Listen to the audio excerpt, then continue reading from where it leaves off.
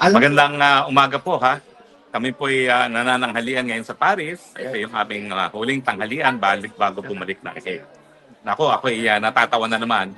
At yung mga walang magawang mga Dutchmen, magsasabi na naman, na-deny na naman ang asylum ni Harry Roque. Nalapunta siya ng Paris. Ay nako. Anyway, ang katotohanan po niyan, napaikli itong ating bakasyon sa Paris kasi kinakailangan bumalik ng Netherlands dahil bukas po ay mayroong pagdinig sa aking kaso no, ng asylum. So bukas po yan at babalitaan ko naman kayo kung anong mangyari dyan. Anyway, pagpatuloy po natin yung diskusyon natin kahapon tungkol kay Paulo Tantoco kasi baliktad daw yung aking mukha. Nakagamin daw ako doon sa aking mukha kahapon.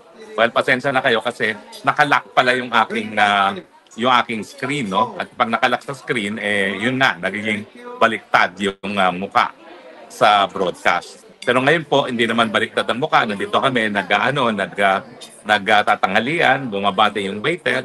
Pero bago naman tayo umalis ng Paris, kinakailangan ituloy itong ating live stream, no?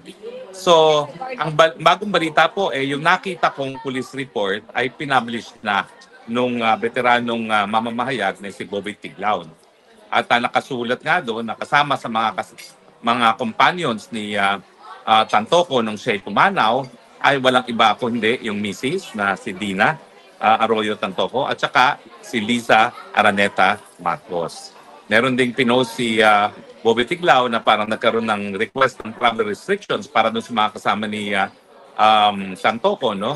Pero ang alam natin ay nakauwi rin ng Liza Araneta Marcos bagamat bumalik siya sa Amerika. Di umano para makapagpulong doon sa daughter-in-law ni Trump na alam naman natin ay malayo naman yan. No? Pero ang importante talaga ay bumalik siya sa Amerika. Siguro, sang-ayon na rin sa commitment niya na makipagtulungan sa investigasyon.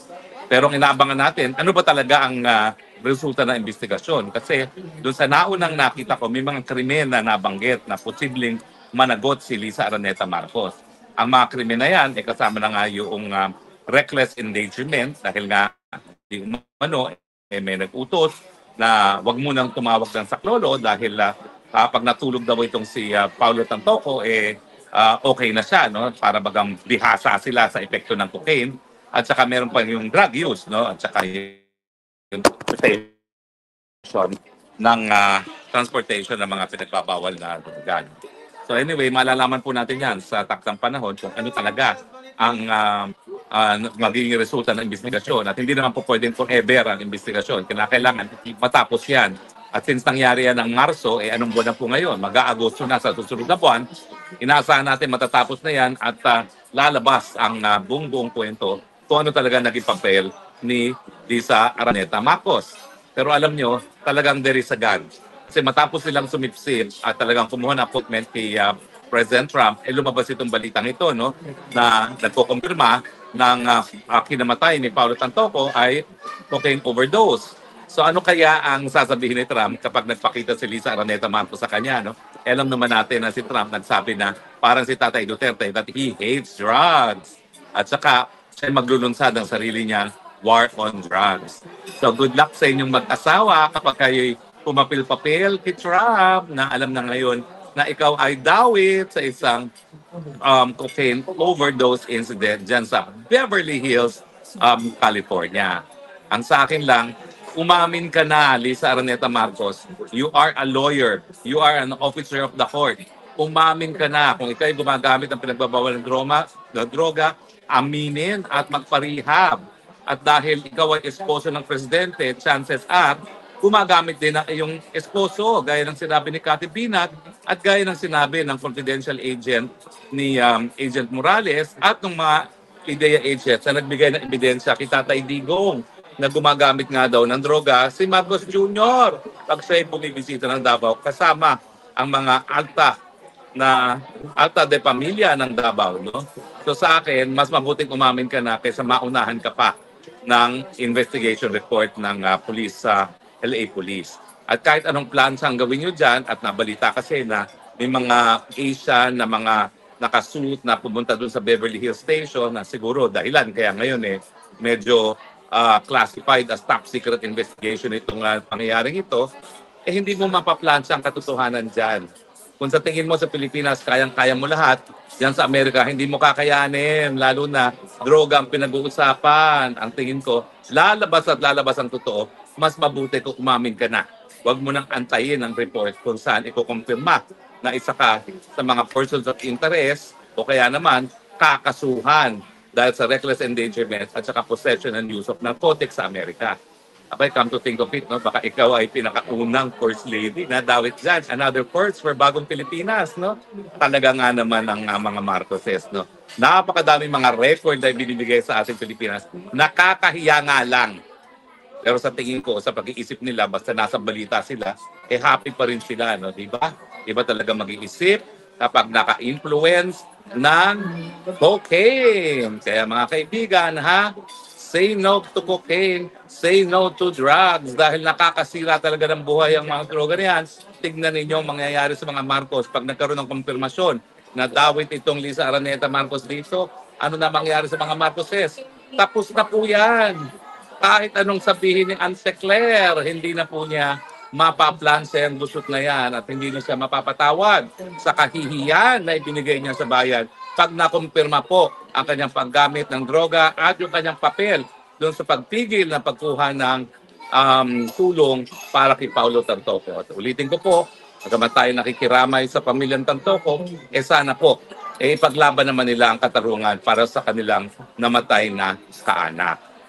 Well, pag-usapan naman po natin to, isa na namang balitang mainit-init pa. Biglang nabulaga tayo nang nalaman natin na itong si Secretary Ibo Teodoro ng DND na 1 bilyon ng confidential fund ay konfirmado po. Abay, dayuhan pala at may siya ay naging citizen ng Malta. Ang Malta po ay maliit na bansa yan, pero kabahagi po yan ng European Union. Ang depensa naman nitong si Ibo Teodoro, bago rin siya tumakbo kasama ko noong 2022 elections, at bago siya na talaga bilang kalihim ng Department of National Defense, ay i-give up na niya ang passport niya. Well, alam niyo po, lilinawin ko po ha. Bagamat ang passport ay isa sa pruweba ng iyong citizenship, ang passport ay travel document lamang. Yan po ay ebidensya na iyong pagiging citizen ng isang bansa, pero primarily ginagamit po yan sa biyahe. So yung pagiging citizen mo, bagamat yan ay pwedeng patunayan na isang passport, ang passport ay hindi yan ang tanging ebidensya na ikaw ay naging dayuhan. Ang tanging ebidensya siyempre dyan ay kung ikaw ay nanumpa para maging tapat sa isang banyagang bansa, bukod pa sa bansang Pilipinas. Anong masama na siya'y nanumpa ng katuparan sa bansang Malta? Ikaw ay Secretary of National Defense. Palagi natin pinag-uusapan ang mainit na usapin ng West Philippine Sea, ang hidwaan ng Amerika at ang China, at kung saan papanig ang China. At alam naman natin, amboy ka, Secretary Ibo Teodoro. Ikaw ay sunod-sunuran sa mga Amerikano. At alam natin na ang pulisiya ng mga Amerikano at ng mga Europeans ay halos kapareho pagdating sa West Philippine Sea. Lahat sila, Amerikano, European, natatakot sa pagdating ng paglakas ng China at nais nilang pigilin ang paglakas ng China. Kaya lahat sila nagkakaisa na pagtulungan ng China. No? So, anong problema kapag ikaw ay Malta, citizen ng EU, at ikaw ay Secretary of National Defense? Well, kapag sinasabi ni Secretary Ibo Teodoro na kinakailangan pangalagaan ang soberanya ng Pilipinas at pangalagaan di umano ang international law, kaninong interes ang kanyang tinataguyod? Interes ba yan ng Pilipinas o interes ba yan ng European Union? Abay, after all ha, ako po 2 beses nag-aral sa Amerika, 2 beses nagturo sa abroad. Sa Amerika po at sa England ako nag-aral at nagturo po ako sa Amerika at sa Singapore. Pero minabuti ko pong wag manumpa ng katuparan sa kahit anong banyagang bansa. Dahil hindi po pwede na magkaroon na ng 2 amo. You can only have 1 master. Iyan po ang aking paniniwala. Kaya bagamat meron tayong dual citizenship, para naman pagbigyan yung mga Pilipinong kababayan natin na nagkaroon ng bagong citizenship para lang sa kanilang hanap buhay, ang totoo po, pag ikaw'y manunungkulan sa gobyerno at ikaw ay itatalaga pang kalihim ng national defense, na national security ang pangunahing trabaho mo, kinakailangan isa lang ang amo mo. Hindi po pwedeng maraming amo Dahil pag maraming amo, kaninong interes ang sinataguyod mo? So yung mga sinasabi ngayon ni Secretary Gibotidoro na kinakailangan tindigan ang China, na ambanta ang China sa international security and peace ng ating rehiyon, yan ba ay dahil siya ay Pilipino o dahil siya ay isang European na kumikilala ng katapatan sa European Union? Diba? Dahil alam niyo po, tayo lang naman sa Pilipinas ang nagpapagamit ng ating teritoryo sa mga Amerikano para sa mga kasundaluhang mga Amerikano. Tayo lang sa Pilipinas, dahil sunod-sunuran tayo sa Amerika, ang di nakikinabang sa bagong pagyaman ng China.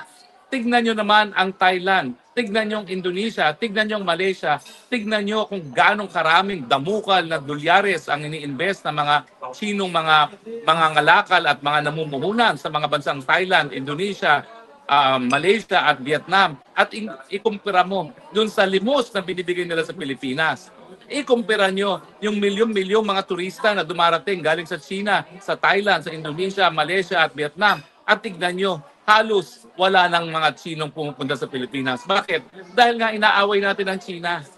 Samantalang alam natin na pagdating naman sa ganda ng bayan, walang laban niya mga Thailand, Indonesia, Vietnam at Malaysia, no? Pinakamagaganda po ang ating beaches. Pinakamagaganda ang ating mga tanawin. And yet, walang nagpupunta ng Chino. Bakit? Kasi si Marcos Jr., si Gobernador, tinatrato na kalaban ng China. At bakit naman pupunta mga Chino rito kung sa tingin nila, nagkakaroon ng peligro sa kanilang mga buhay sa pamamagitan ng pagbisita sa Pilipinas dahil tinuturing sila ng mga kalaban. O ngayon, ang tanong ko, kapag ikaw ay tinuturing mong kalaban ng China, sinong interes ang tinataguyod mo? Interes Pilipino o interes ng European Union? Kasi kung interes ng Pilipino ang tinataguyod mo, ang dapat na inaatupag mo, ano ang magbibigay ng mas maraming pagkain sa hapagkainan ng mga Pilipino? Hindi ba yung mga kapital na po pwedeng dali ng China, yung mga turista na po pwedeng maging dahilan na magkaroon ng napakadaming hanap buhay dito sa Pilipinas? Yan ay magbibigay ng mas maraming pagkain sa hapagkainan ng mga Pilipino at dapat yan ang ating atupagin. Dahil yan ang sang-ayon sa ating pangnasyonal na interes na itaas ang antas ng kabuhayan ng ating mga kababayan. Ba't hindi mo ginagawa yan? At kabaliktaran ng ginagawa mo. Dahil ba ikaw ay nag-swear ng allegiance sa Malta at sa European Union? Ano ba yan? Wala naman nagpilit sa iyo na kumuha ng multi-citizenship. In fact, walang dahilan para kumuha ka ng multi-citizenship. Wala naman naghahabol sa iyo. Dahil mula nung nanalo iyong pinsan, si Marcos Jr., hindi ka naman po pwede magpanggap na ikaw ay inaapi at kinakailangan mo ng fallback kung ikaw ay apihin sa Pilipinas. Nung panahon naman ni Presidente Duterte, ilang beses kita nakita sa Davao. Isa ka sa pinakasipsip kay Tatay Digong.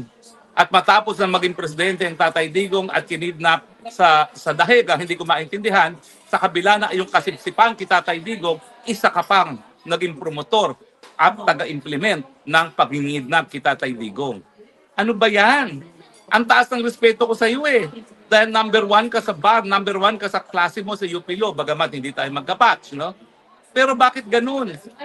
Bakit wala kang katapatan doon sa sinipsipan mong presidente? Di ba? Ilang beses na madaling araw na ikaw inaabot dyan sa Davao, nakikipag-inuman kay Tatay Digong. At proud na proud mong sinasabi na naging kliyente mo si Tatay Digong. And yet, parang sa'yo, baliwala lahat yon. At talagang nung kinidnap si Tatay Digong, isa ka sa 3 pinaka-influential na nagpatupad niyang kidnapping na yan. Tapos malalaman namin ngayon, ikaw pala ay kumuha ng ibang citizenship bukod sa Pilipinas. Anong dahilan mo? Nung panahon ni Tatay Digong, sip-sip ka. Wala namang dahilan para ikay kumuha ng asylum o para maniguro sa pamamagitan ng pagkakaroon ng pangalawang citizenship. Tapos naging presidente ang iyong pinsan ni Marcos Jr., lalong wala kang dahilan. Nung panahon ni Noynoy Aquino, wala ka rin dahilan. Bakit? Kamag-anak mo rin si Noynoy Aquino. Di ba? Maski hindi magkakampi sa politika ang iyong tiyuhin na si Danding at si Cory, magkakadugo pa rin kayo. Hindi naman makukuha na magkakadugo na ikaw ay pakulungin. Diba? So sa tingin ko, wala talagang dahilan. Walang banta sa buhay mo para ikaw ay kumuha ng pangalawang citizenship. Other than, ayaw mo lang talagang maging Pilipino. Pues, kung ayaw mo maging Pilipino, huwag kang manungkulan. Ganun lang yun. Ako nga eh, bagamat tayo kumukuha ng asylum sa Netherlands, talagang linilinaw ko po, hindi ko itatakwil ang aking pagiging Pilipino. Kung ako i-require sa asylum proceedings na ipatakwil ko ang pagiging Pilipino, hindi ko na po itutuloy yan. Magpapakulong na lang ako sa Pilipinas dahil ni minsan, sa dami ng pagkakataon ko na itakwil ang aking pagka-Pilipino, hindi ko po ginawa. At kaya nga po, tinatapos ko ang lahat ng aking lives sa pagsasabi na mahal ko ang Pilipinas dahil ito lang ang aking lupang sinilangan, ito lang ang aking bansa, ito lang ang bansa ang mamahalin ko, at ito lang ang bansa na aking ipagtatanggol. Wala na po akong sinumpaan ang katapatan kung hindi sa bansang Pilipinas at wala po akong plano kahit kailan na manumpa ng katapatan sa kahit ano pang banyagang bansa. Ako naman, dito kay Marcos Jr., kamag-anak mo rin itong si Gibo, 1 bilyon ang intelligence funds ng DND, 5 bilyon ang intelligence funds mo, bakit hindi mo nalaman? Nadayuhan pala yung dais mo maging Secretary of National Defense. Hindi lang yun. Talagang riniserba mo yung posisyon ng Secretary of National Defense. Kay Gibo Teodoro, inantay mo siya hanggang matapos yung kanyang election ban para italagang Secretary of National Defense. And yet, hindi mo alam na dayuhan siya. Yan kasi kung ano nung inaatupag mo. Kaya nga sinasabi ko bagamat hindi ko sinasabi talaga na conclusive na ikaw ay bangag, chances are, baka ikaw nga kasi hindi mo pinapasinulingan sa pamamagitan ng hair follicle test. Kaya ulitin ko po para na ako silang plaka, hair follicle test kung gustong pasinungalingan na ikaw ay bangag, di ba? At lahat kami matutuwa kung mapapatunayan na hindi ka bangag. Kasi malalaman namin na lahat ng iyong kapalpakan hindi pala dahil ikaw ay nagbangag kung hindi ka talaga ay walang kakayahang mamuno. Parang mas okay tanggapin dun sa mga nabudol mo sa unit team na talagang wala ka lang kakayahan talagang mamuno kaysa doon sa sinuportahan namin ang isang bangag. Kaya please lang, magpa-hair follicle test ka na para mas madaling tanggapin sa amin mga nabudol mo na at least talagang wala ka lang talagang kakayahan mamuno. At hindi yan dahil sa bisyo, di ba? Ay, nako, buhay-buhay nga lang naman. Tayo move on na tayo na dahil natanggap na naman natin ang budol tayo. At ngayon, kinakailangan lang tayo manindigan na hindi na tayo papayag na salawlain ang ating bayan na mga tao na wala sa tamang pag-iisip. So ngayon, ulitin ko po itong kumpirmasyon na si Paulo Tangtoco ay namatay sa cocaine overdose, kinakailangan sagutin. Lisa Marcos, nasa police reports, naroroon ka sa room kung saan nakakuha sila na isang plastic na supot na merong narcotics na pinagdududahan, na merong mga dollar bills, na merong powdery substance, merong pang mga syringes. Hindi ko alam kung ang cocaine ay ini-inject din sa mga veins, no? Pero meron pa mga syringes. Parang yung paggamit nila ng cocaine, hindi lang sa pamamagitan ng pangsinghot, meron pang injection na ginamit. Ano ba yan? Masyado ng hardcore talaga ang paggamit. At kasama, kumpirmado, si Liza Araneta Marcos dyan. So ano, pare-pareho ba kayong nag-hide dyan? Sumagot ka! Kaabogada mong tao, huwag kang magsinungaling. Nakakahiya ka sa profesyon pag ikay magsinungaling. Nakakahiya na nga kung ikaw ay drug user, lalo pang nakakahiya kung ipagtatago mo pa yan. Dahil at least ngayon, pwede kang magpagamot at pwede mong isalba ang bayan kapag aaminin mo na ang bisyo ay hindi lang nasa iyo, kundi pati sa iyong asawa. Yan ang redeeming factor mo bilang isang abogado. Aminin at hikayatin ng iyong asawa magpagamot, sabay na kayo. Mag-couples therapy kayo kung kinakailangan. Pero meanwhile na nagko-couples rehabilitation kayo, ibigay nyo naman ang pamumuno ng bansa sa tao na nasa tamang pag-iisip. Walang iba kundi si Vice President Sara dahil kaya mo namang kinuha yan na Vice President. Hindi lamang para manalo ka dahil alam mong wala kang pag-asa nung manalo nung kampanya dahil lahat ng survey nagpapakita na si VP Sara mananalo, no?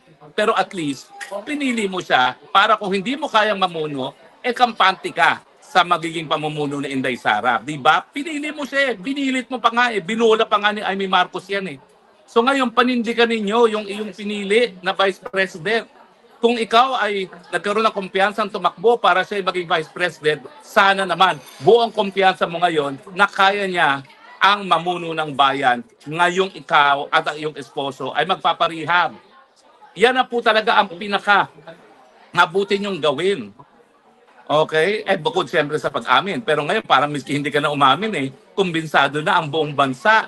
Auntie Claire, nabibingi ako sa iyong katahimikan. Ano na namang kabalbagan ang sasabihin mo dito sa report tungkol kay Paulo Tantoco na kumpirmado sa police report, naroon kasama sa kwarto kung saan namatay si Paulo Tantoco, doon sa same kwarto na nakakuha ng supot ng cocaine ang ating First Lady. Ano na namang kabalbalan ang sasabihin mo para umiwas sa katotohanan.